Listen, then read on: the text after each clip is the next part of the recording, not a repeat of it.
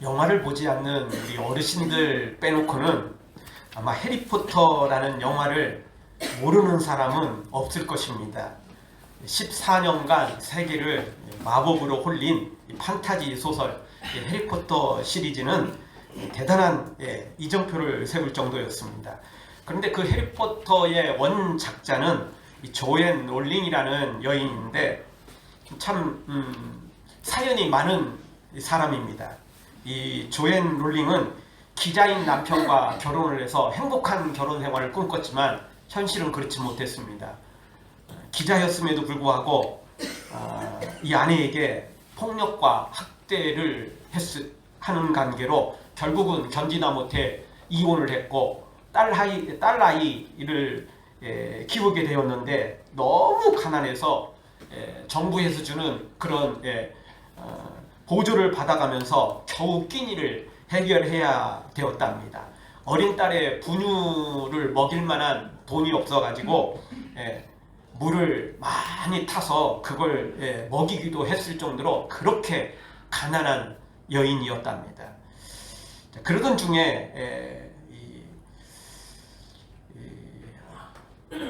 이 글을 쓰기 시작했는데, 그래서 이 글을 출판하려고, 이 책을 출판하려고 출판사를 곳곳을 찾아갔지만 12번이나 퇴짜를 맞았답니다. 그리고 13번째 조그만 출판사를 찾아가서 겨우 진짜 우여곡절 끝에 이 책을 출판하게 되었답니다. 본인도 그렇고 출판사도 그렇고 기본만 하면 좋겠다, 그런 소망이 다 있었던 겁니다. 그런데 책이 출판되자마자 상상을 초월했던 것입니다. 진짜 초대박도 아니고 초초초 대박을 터뜨린 것입니다. 책이 엄청나게 잘 나갔고, 그리고는 영화로 그게 만들어져서 온 세계를 다 뒤집어 엎어버린 거죠. 이 해리포터는 80개국의 언어로 책이 번역되어서요, 4억 5천만 권 이상이 책이 팔렸답니다. 그래서 성경 다음으로 많이 팔린 책이 바로 이 해리포터라는 책이랍니다. 그리고 그는 무일푼이었던 이 싱글맘이었던 이 롤링은 재산이 1조 원이 넘어가는 상상을 할 수 없는 세계 거부가 돼버리고 말았습니다. 세상엔 이렇게 한순간에 벼락부자가 되기도 하고 또 성공을 하기도 합니다. 사람의 노력과 기회가 맞으면 놀라운 일이 벌어지기도 합니다. 그런데 예는 들지 않았지만 이 전혀 반대 이야기도 있습니다. 한순간 날개도 없이 추락하는 사람들도 의외로 많습니다. 진짜 인기를 누리다가 진짜 재벌이다가 정말 많은 사람들한테 존경받고 사랑받고 박수받다가 한순간 금수맛도 못한 그런 사람으로, 사람 취급도 받지 못하는 이런 사람으로 추락하는 경우도 있습니다. 그래서 사람은 미래를 알지 못한다라고 하는 것 같습니다. 진짜 내일 일을 모르는 게 우리 사람입니다. 예측이야 되죠. 그리고 또 어느 정도 추측도 가능하죠. 근데 반드시 그렇게 되지 않는 것이 우리 사람의 일인 것 같습니다. 오늘 성경에 나오는 이스라엘도 애굽도 똑같습니다. 여러분, 이스라엘 백성들이 요셉을 통해 애굽에 내려올 때만 해도 이런 일이 벌어질 거라고 생각했겠습니까?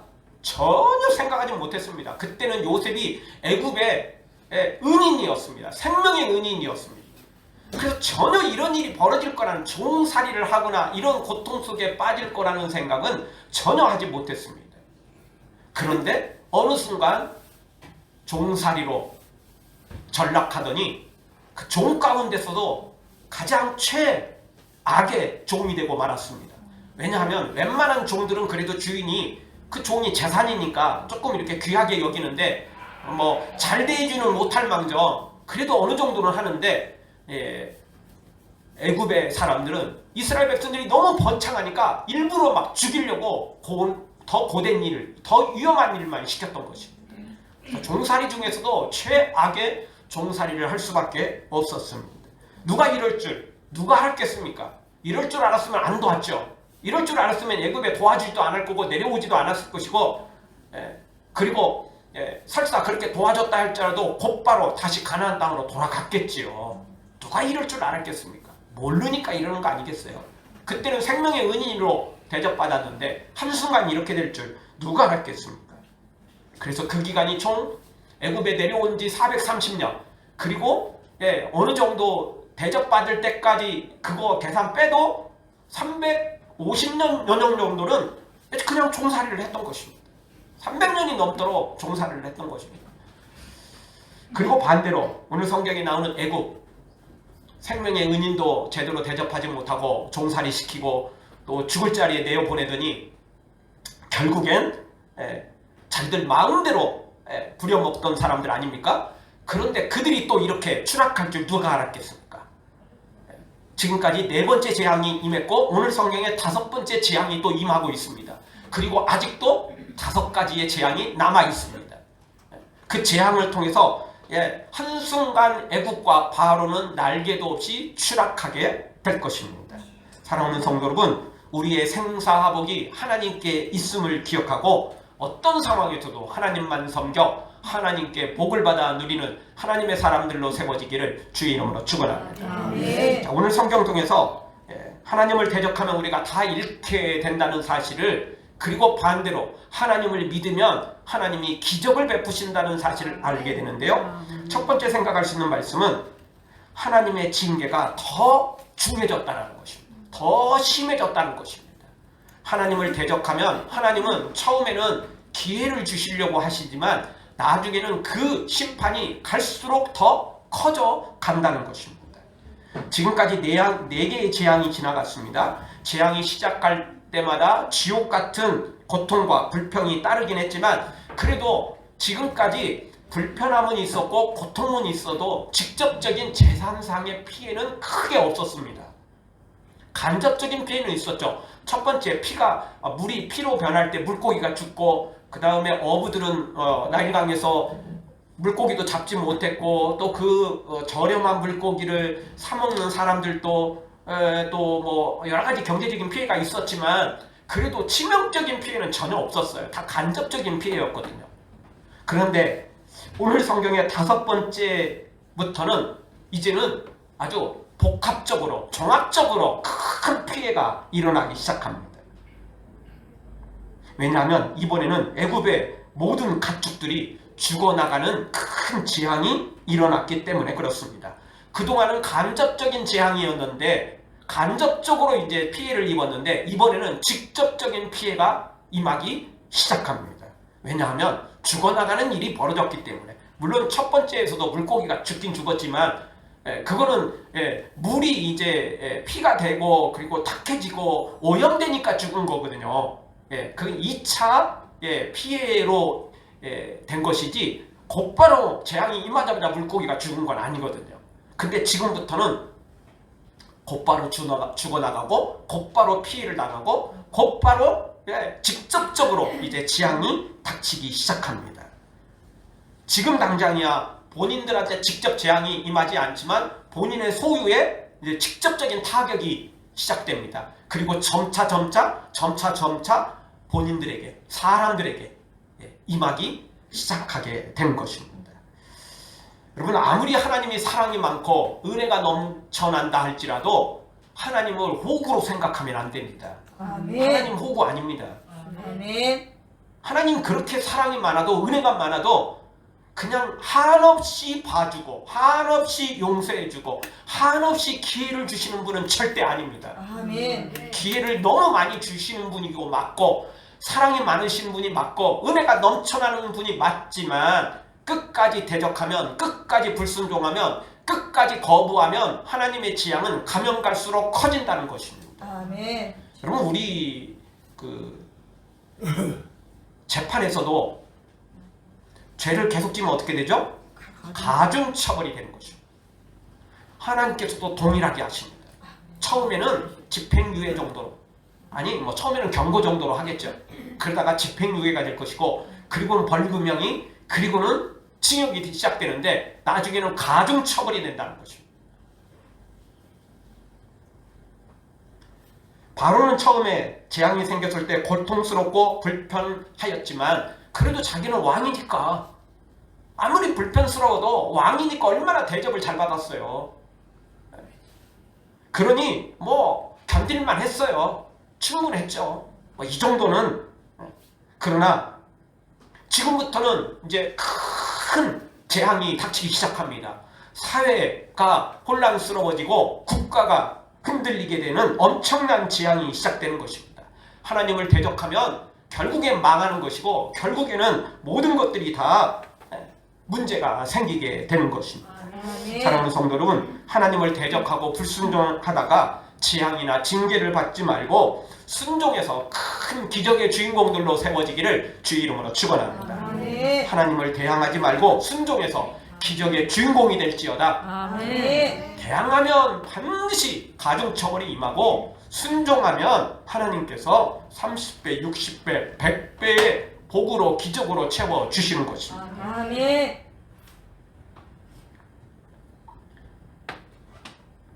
지금 당장 아닌 것 같다고 내 마음대로 살면 큰일 나는 것입니다. 반드시 이루어집니다. 절대 애누리도 없고요. 이런 거는 우연도 없습니다. 필연입니다. 반드시 임하게 돼 있습니다. 두 번째 주시는 말씀은 바로가 믿는 신을 하나님께서 징계하고 계십니다. 다섯 번째 재앙은 악질, 심한 전염병인데요. 가축에게 일어나는 전염병입니다. 근데 지금 현대시대에도 이런 전염병들 많잖아요. 현대시대에도 가축 전염병 얼마나 많습니까? 얼마 전에는 뭐 아프리카 그 돼지 열병, 뭐 우리가 잘 아는 구제역, 또 조류 인플루엔자, 뭐 이런 것들 벌어지면 그냥 그 주변에 있는 뭐 그 농장 한번 걸리면 그냥 그 주변까지 다 살처분 해야 하잖아요. 다 이동 막고, 그게 좀 심해지면 얼마나 또 그 돼지가 문제가 생기면 돼지, 오리가 생기면 오리, 닭의 문제가 생기면 닭, 계란까지 막 가격 오르고, 얼마나 지금도 심한지 몰라요. 이런 전염병이 오늘 성경 이 다섯 번째 재앙에서 시작되는 것입니다. 무엇보다 애굽 사람들이 귀하게 여기는 말과 나귀, 낙타, 소, 양에게 전염병이 시작된 거예요. 다른 가축들도 많이 있어요. 뭐 닭도 있고, 뭐 있잖아요. 오리도 있고, 뭐 수많은 것 많아요. 근데 뭐 그런 것들도 해당이 되지만 오늘 성경에 특별히 언급하는 거, 말, 나귀, 낙타, 소, 양, 요거는 너무나 소중한 것들이었어요. 이거는 그냥 다른 거하고는 비교할 수 없을 만큼 아주 중요한 것들이죠. 이런 것들에게 임한 것입니다. 특별히 암소는 머리를 가진, 이 암소의 머리를 가진 이 여신이 하토르라는 여신이 있는데요. 바로 이 암소는 그 여신을 상징하는 그런 가축이었어요. 그리고 황소는 아피스라는 신을 상징하는 가축이었습니다. 뭐 인도 잘 아시잖아요. 소 그렇게 귀하게 여기는 거. 사람은 굶어 죽어도 소만큼은 먹일 걸 다 주는 거죠.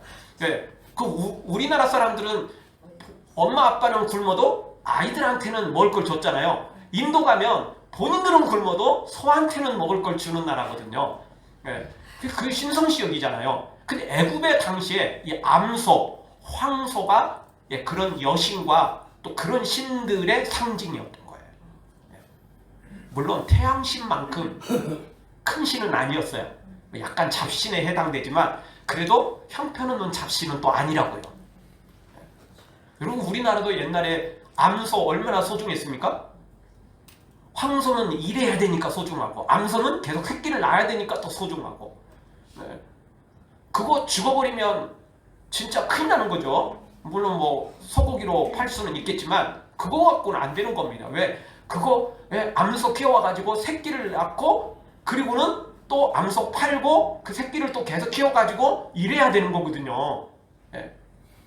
그 새끼가 또 황소이면 또 시장에 가서 조그마한 또 새끼 또 암소 사다가 또 일해야 되고 계속해서 그렇게 키워가야 되는 건데 그런 의미가 있었습니다. 이게 그래서 이게 번창, 재산도 커져가는 뭐 여러 가지 다양한 것의 상징이었던 것입니다.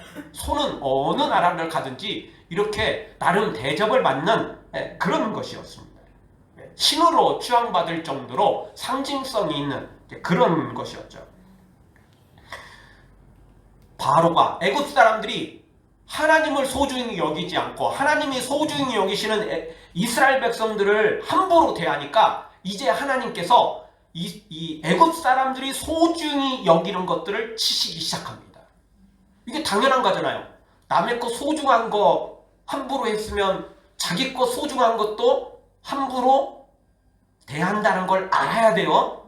성경 말씀은 그대로예요. 대접받고 싶은 대로 대접해야 되는 거예요. 내가 함부로 대접하면 함부로 대접받게 돼 있어요. 그 당연한 거예요. 사람은 혹시 그걸 그냥 지나갈지 몰라도 하나님은 반드시 나중에 있는 그대로, 진짜 있는 그대로입니다. 행한 그대로입니다. 심은 그대로입니다. 반드시 그렇게 받게 돼 있다고요. 바로가 애굽 사람들이 이스라엘 백성들을 종살이하면서 그것도 종도 그냥 막 죽어라고 시키니까, 일부러 죽으라고 고된 일을 시키는 거니까, 우리가 잘 알듯이 이런 피라미드 같은 것 여러분 그렇게 싸울 때 얼마나 많은 사람들이 죽어나갔겠어요. 수백이 아니고 수천 수만이 죽어나갔을 거라고요. 그런 일들에 이스라엘 백성들도 동원됐던 것입니다. 구체적으로 성경에 피라미드를 건축했다는 내용은 없지만 국고성을 건축했다는 내용은 나오거든요. 그거 엄청난 성이거든요. 그냥 조그마한 성들이 아니거든요. 그래서 얼마나 많은 사람들이 죽어나갔는지 모르겠어요. 일부러 죽였다, 일부러 죽이는 데까지 나갔다니까요. 그래도 별로 안 죽으니까 우리가 잘 알듯이 나중에는 아들이 태어나면, 남자아이가 태어나면 무조건 죽여라, 이렇게 명령을 내릴 정도잖아요. 나중에는 이렇게 막가파가 되는데 중간에 얼마나 교묘하게 사람들을 많이 죽였겠어요. 그렇게 했으니 이제 그 대접을 받는 겁니다. 그대로 고스란히 자기들이 심은 대로 이제 받게 되는데, 그동안은 그래도 하나님이 많이 양보해줘서 네 번째 재앙까지는 그래도 간접적인 피해였는데 이제부터는 직접적인 피해가 임하기 시작하는 것입니다.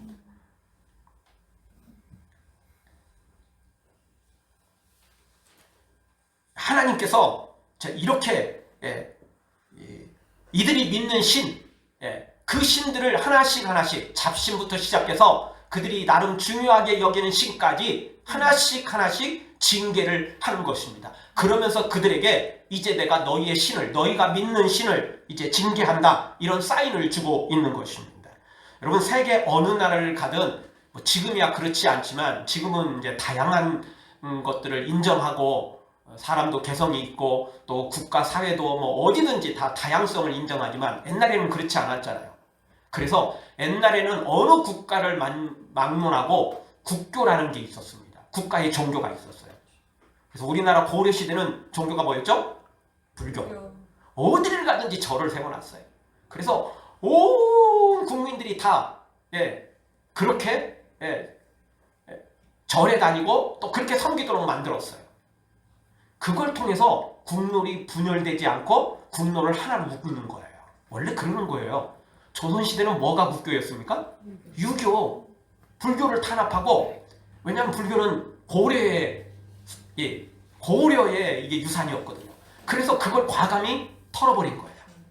불교가 꼭 나쁘다 뭐 그런 의미가 아니고, 그건 고려의 유산이었기 때문에 그건 옛날 정권이거든요. 이제 새로운 정권으로 바뀌었거든요. 그래서 유교로 바꿔버리는 거예요. 좋은 거라고 그게 이어받지는 않아요. 왜냐하면 전혀 다른 모습을 보여야 되니까 다른 종교로 가는 경향이 의외로 많아요. 그래서 유교로 바꿔버리는 거예요. 그렇게 해서 국론을 하나로 묶고, 그렇게 해서 사람들의 관심을 한쪽으로 모으는 거죠. 그게 국가의 그 가치관이고 국가의 그 철학이에요. 그렇게 묶어야만 사람들이 이렇게 하나로 될 수 있는 거예요. 종교가 그렇게 묶여지면, 그 종교 지도자만 잡으면 나머지 백성들은 그냥 우르스스 다 따라오게 되는 거거든요. 그래서 그렇게 하는 겁니다. 그래서 어느 나라를 가든지 옛날 왕정 시대에는 왕이 있었고, 그리고 그것을 꽉 쥐고 움직이는 종교가 있었던 것입니다. 그래서 종교 지도자만 알아서 꽉 쥐면 크게 복잡할 게 없어요. 여론전을 굳이 할 필요도 없어요. 웬만하면 그렇게 그냥 따라오게 돼 있거든요.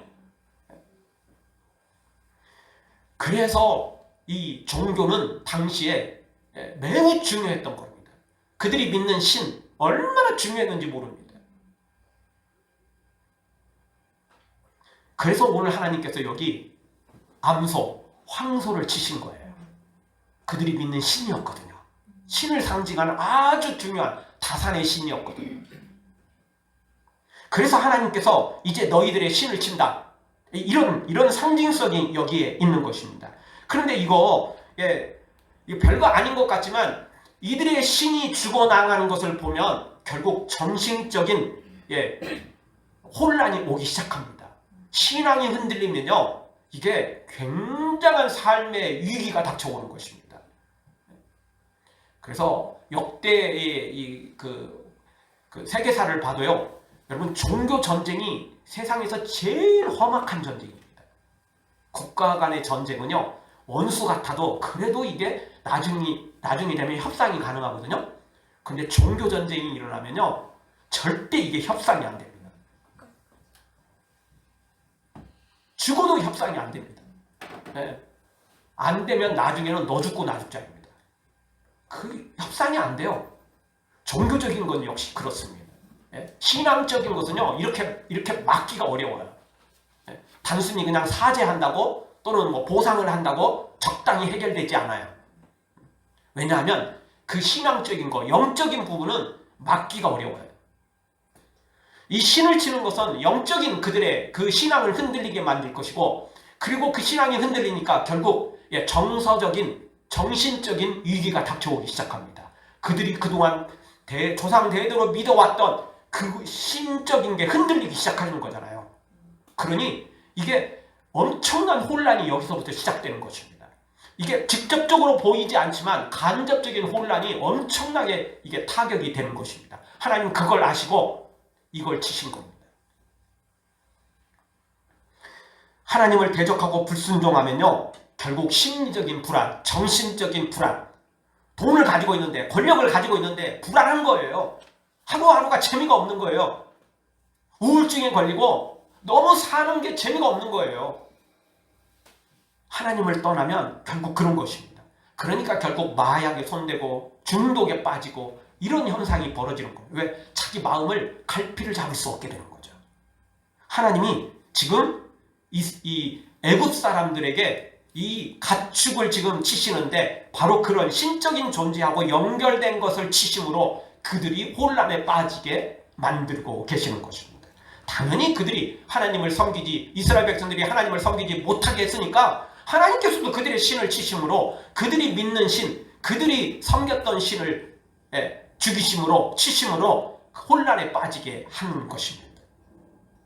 그러나 반대로 하나님 말씀대로 순종하면 하늘의 평안, 하늘의 기쁨이 임하는 것입니다. 지금은 종살이 같아도 하나님의 소망이 임하면, 하나님의 기적이 임하면 하루하루 천국의 삶을 살 수 있는 것입니다. 지금도 똑같습니다. 우리가 비록 초가상간에 산다 할지라도 하나님과 동행하면 기적의 삶을, 천국의 삶을 살아갈 수 있습니다. 우리 모두 말씀대로 순종해서 세상이 알 수 없는 하늘의 기쁨, 하늘의 평안으로 우리의 영혼에, 우리의 마음에, 우리의 모든 삶에 충만해지기를 주의 이름으로 축원합니다. 세 번째로 하나님은 어떤 걸 치십니까? 이제 바로가 자랑하는 재산을 치십니다.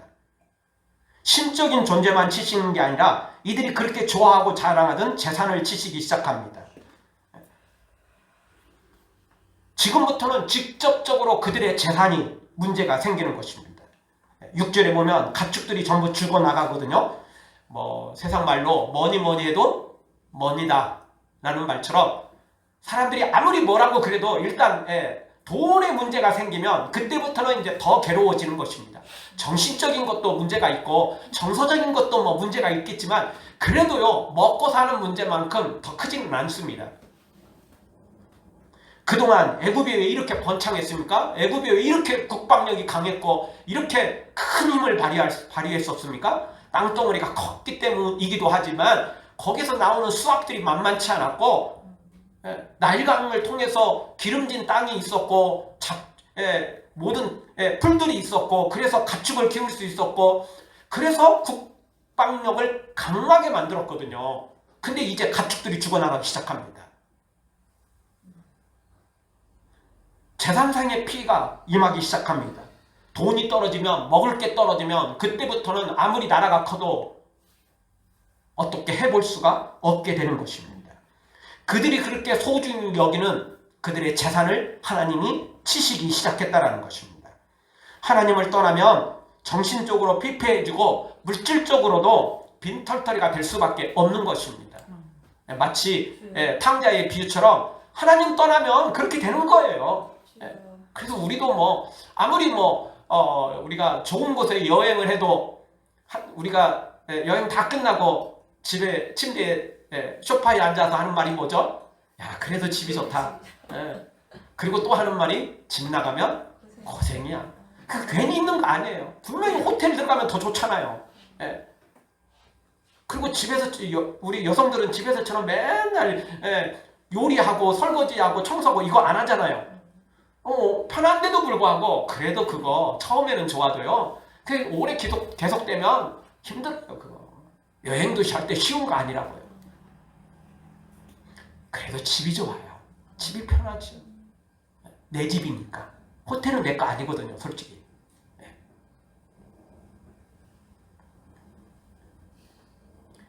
그래서 하나님이 이제 애굽이 자랑하는 이 재산을 가져가기 시작합니다. 그들이 자랑했던 돈, 그들이 자랑했던 가축. 여러분, 가축들이 다 죽어버렸으니 이제 어떻게 되겠어요? 방법이 없는 거예요. 이게 엄청난 이게 재산에 문제가 생기는 거거든요.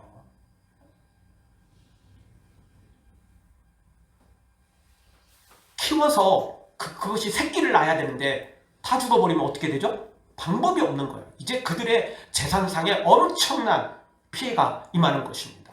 뭐 한두 집만 그랬고 또는 어떤 지역만 그랬으면 다른 지역에서 사오면 되잖아요.